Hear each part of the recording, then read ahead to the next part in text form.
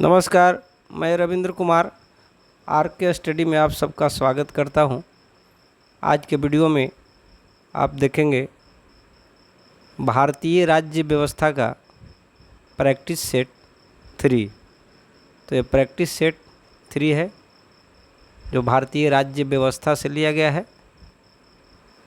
तो चलिए बिना देर किए वीडियो को शुरुआत करते हैं।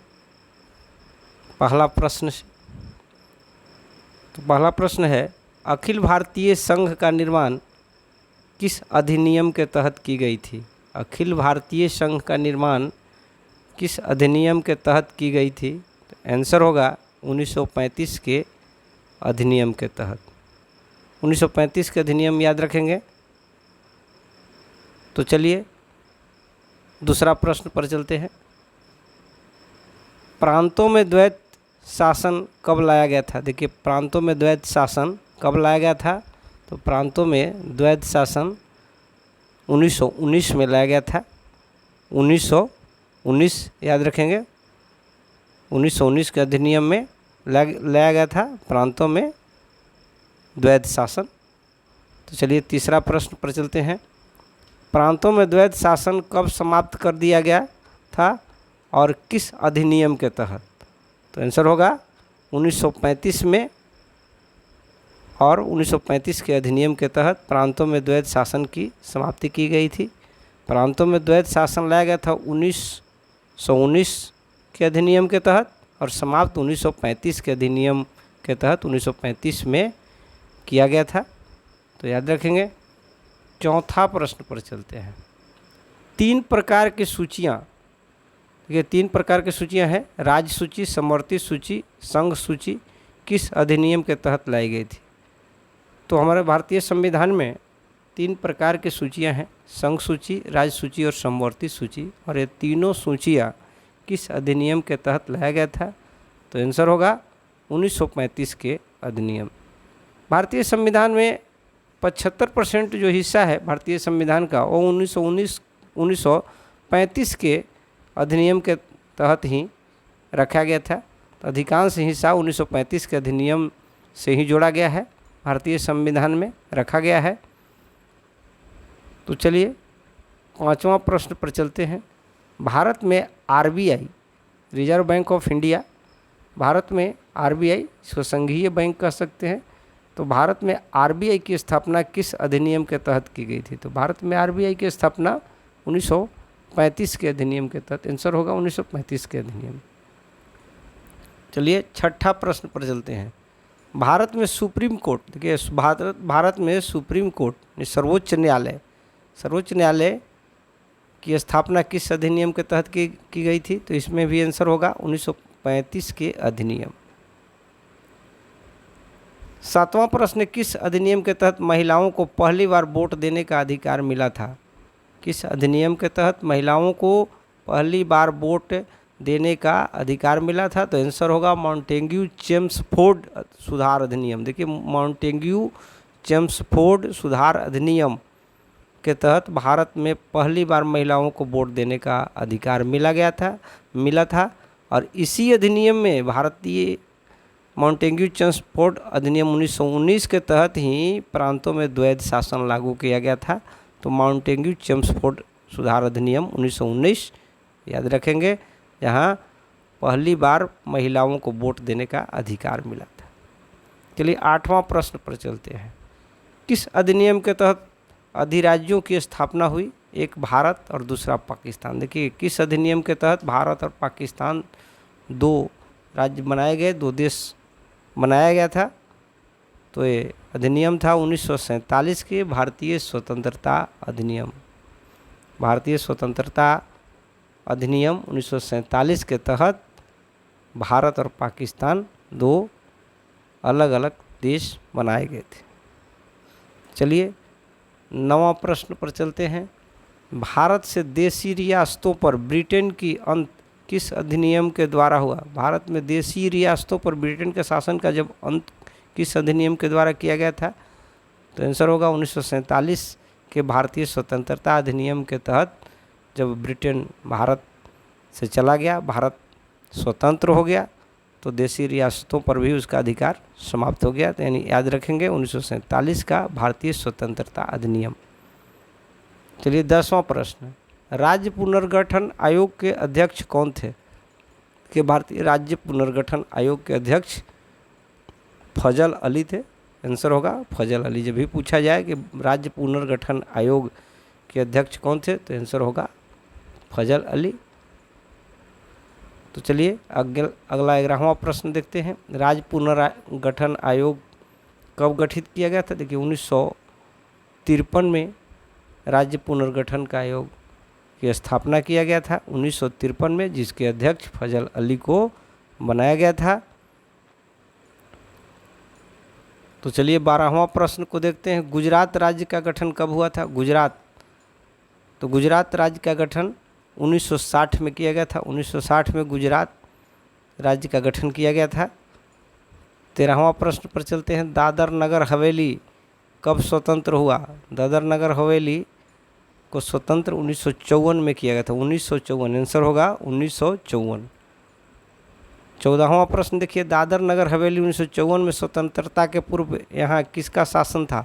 ये 1954 से पहले पुर्तगालियों का शासन था। दादर नगर हवेली पर 1954 से पहले पुर्तगालियों का शासन था और 1954 में पुर्तगालियों ने भारत को दादर नगर हवेली को सौंप दिया था। तो दादर नगर हवेली 1954 के स्वतंत्रता के पूर्व यहाँ पुर्तगालियों का शासन था। तो चलिए 15वां प्रश्न पर चलते हैं, भारतीय संविधान का 10वां संशोधन कब हुआ? भारतीय संविधान का 10वां संशोधन 1961 में हुआ था। 1961 याद रखेंगे। चलिए 16वां प्रश्न पर चलते हैं, गोवा और दमन एवं दीव पर पहले किसका शासन चलता था? देखिए गोवा और दमन द्वीप पर भी पुर्तगालियों का शासन था। आंसर होगा पुर्तगालियों का। तो गोवा और दमन द्वीप पर पहले पुर्तगालियों का शासन था। आंसर होगा पुर्तगालियों के। चलिए 17वां प्रश्न पर चलते हैं। 17वां प्रश्न है, राज्यों के पुनर्गठन भाषा के आधार पर उचित है या नहीं, इसके जांच के लिए किस आयोग की नियुक्ति की गई थी और किसके नेतृत्व में? देखिए जब भारत में राज्यों का पुनर्गठन 1953 में हुआ था, जिसके अध्यक्ष फजल अली बनाए गए थे, तो वह भाषा के आधार पर राज्यों का पुनर्गठन होना था। तो यह पुनर्गठन सही है या नहीं, इसके जांच के लिए एक कमेटी बनाया गया था, एक आयोग बनाया गया था, जिसका नाम था धर आयोग। तो यह आयोग डॉक्टर राजेंद्र प्रसाद के नेतृत्व में बनाया गया था। धर आयोग डॉक्टर राजेंद्र प्रसाद के नेतृत्व में बनाया गया था और यह आयोग राज्यों के पुनर्गठन भाषा के आधार पर उचित है या अनुचित, इसके जांच के लिए बनाया गया था। चलिए 18वां प्रश्न पर चलते हैं, कब फ्रांस की सरकार ने अपनी सभी बस्तियां पुडुचेरी, यनाम, चंद्रनगर और करिकल को भारत को सौंप दिया? फ्रांस सरकार पुडुचेरी, यनाम, चंद्रनगर, करिकल को भारत को कब सौंपा था? तो आंसर होगा 1954। 1954 से पहले वहाँ फ्रांसीसियों का अधिकार था। 1954 में भारत सरकार को फ्रांस सरकार ने ये सभी पुडुचेरी, यनाम और चंद्रनगर बस्तियों को, करिकल को भारत को सौंप दिया था। तो 1954 याद रखेंगे। 1954 से पहले वहाँ फ्रांसीसियों का सरकार था, फ्रांस का सरकार।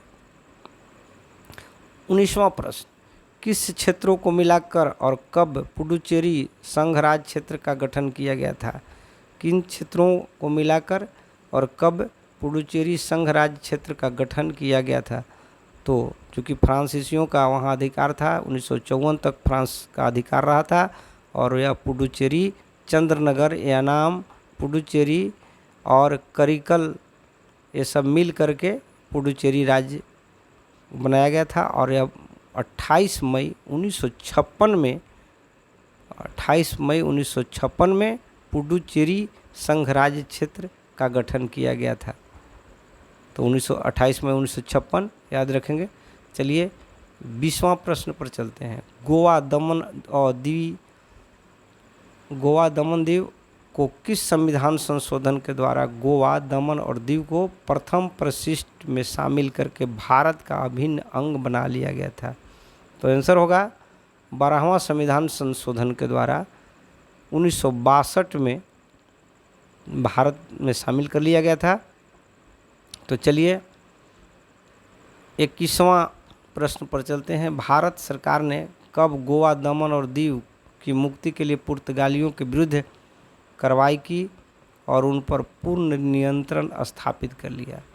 तो भारत सरकार के द्वारा गोवा और दमन दीव के मुक्ति के लिए पुर्तगालियों के विरुद्ध जो कार्रवाई हुआ था और भारत सरकार का पूर्ण नियंत्रण 18 दिसंबर 1961 में हो गया था।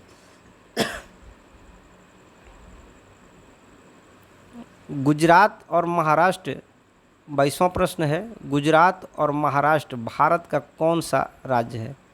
तो गुजरात और महाराष्ट्र भारत का 15वां राज्य है। आंसर होगा 15वां राज्य। गुजरात और महाराष्ट्र 1960 में गुजरात और महाराष्ट्र राज्य की स्थापना हुई थी और 15वां राज्य बना था। तो चलिए 23वां प्रश्न पर चलते हैं। भारत का 16वां राज्य कौन सा है? भारत का 16वां राज्य नागालैंड है। तो याद रखेंगे, भारत का 16वां राज्य नागालैंड को बनाया गया था। 24वां प्रश्न देखते हैं, नागालैंड राज्य का गठन कब हुआ था? तो आंसर होगा नागालैंड राज्य का गठन 1963 ईस्वी में हुआ था। 1963 ईस्वी याद रखें। 25वां प्रश्न, हरियाणा राज्य का गठन कब हुआ? तो हरियाणा राज्य का गठन 1966 में हुआ था।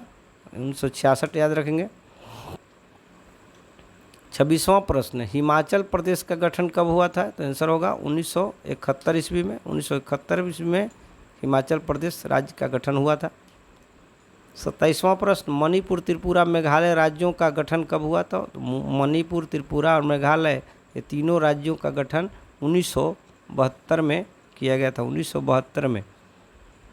तो चलिए 28वां प्रश्न, गोवा को पूर्ण राज्य का दर्जा कब मिला? देखिए, गोवा का पूर्ण राज्य का दर्जा 1987 में दिया गया था। 1987 में गोवा को पूर्ण राज्य का दर्जा मिला था।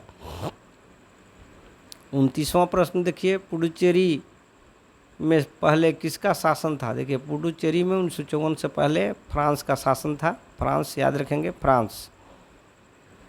30वां प्रश्न, गोवा को किस संविधान संशोधन के द्वारा पूर्ण राज्य का दर्जा दिया गया था? तो 1987 में जो पूर्ण राज्य का दर्जा दिया गया था गोवा को, वो 56वें संविधान संशोधन के द्वारा। 56वें संविधान संशोधन याद रखेंगे। चलिए 31वां प्रश्न, भारत को 26, 27, 28 और 29वां राज्य कौन कौन है? भारत के 26वां, 27वां, 28वां और 29वां राज्य कौन कौन है? तो आंसर होगा 26वां राज्य देखिए छत्तीसगढ़ है, 27वां उत्तराखंड को बनाया गया था और 28वां झारखंड को और 29वां राज्य तेलंगाना को। तेलंगाना सबसे अंतिम राज्य है। उसके पहले झारखंड को 15 नवंबर 2000 को झारखंड बना था। उसके पहले छत्तीसगढ़ और उत्तराखंड को राज्य का दर्जा मिला था। तो एक स्वतंत्र राज्य बनाए गए थे। तो तेलंगाना अंतिम राज्य है, 29वां राज्य। तो चलिए 32वां प्रश्न पर चलते हैं। तेलंगाना राज्य कब बना था? तो तेलंगाना राज्य 2 जून 2014 को तेलंगाना राज्य बना था। तो तेलंगाना राज्य की स्थापना 2 जून 2014 को हुआ था। चलिए 33वां प्रश्न पर चलते हैं। 69वें संविधान संशोधन कब हुआ था? देखिए 69वें संविधान संशोधन कब हुआ था? तो 1991 में 69वां संविधान संशोधन हुआ था। यह प्रतियोगिता परीक्षा की दृष्टि से बहुत ही महत्वपूर्ण प्रश्न है, क्योंकि यह प्रश्न अक्सर प्रतियोगिता परीक्षाओं में आते रहते हैं। इसलिए कि दिल्ली को राजधानी बनाया गया था। 69वें संविधान संशोधन के तहत दिल्ली को राजधानी बनाया गया था और 1991 में